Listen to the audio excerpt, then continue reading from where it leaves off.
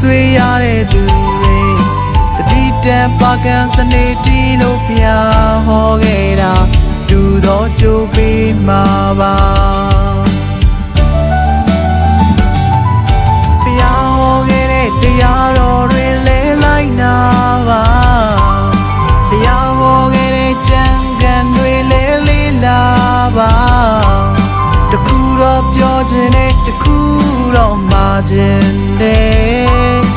မင်းသေးရင်မင်းနောက်မှာကုသိုလ်နဲ့အာကုသိုလ်ဒီတခုပဲပါမှာ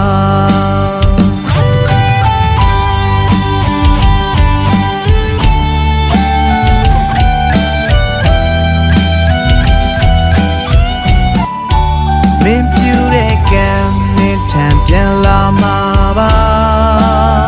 မင်းကောင်းတာလို့ရင်ကောင်းတဲ့ကြိုးခံစားရမှာမင်းကြောင့်ကိုချွေးခဲ့ရတဲ့သူတွေမင်းကြောင့်ပူဆွေးရတဲ့သူတွေတတိတန်ပါကန်စနေတီလို့ဖျားဟောခဲ့တာဒူသောကြိုးပေးမှာပါ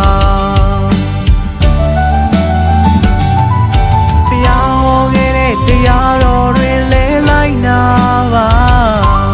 ဘုရားဟောခဲ့တဲ့ကြံကန်တွေလဲလေးလာပါတခုတော့ပြောခြင်းနဲ့တခုတော့မှာခြင်းနဲ့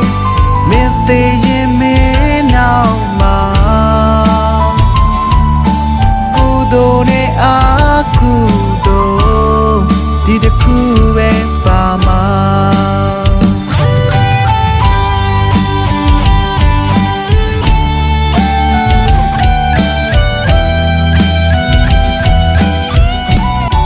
မင်းပြူတဲ့ကံနဲ့ထံပြန်လာမှာပါမင်းကောင်းတာလို့ရင်ကောင်းတဲ့ကြိုးခံစားရမှာမင်းကြောင့်ကိုချွေးခဲ့ရတဲ့သူတွေမင်းကြောင့်ပူဆွေးရတဲ့သူတွေတတိတန်ပါကန်စနေတီလို့ဖျားဟောခဲ့တာဒူသောကြိုးပေးမှာပါ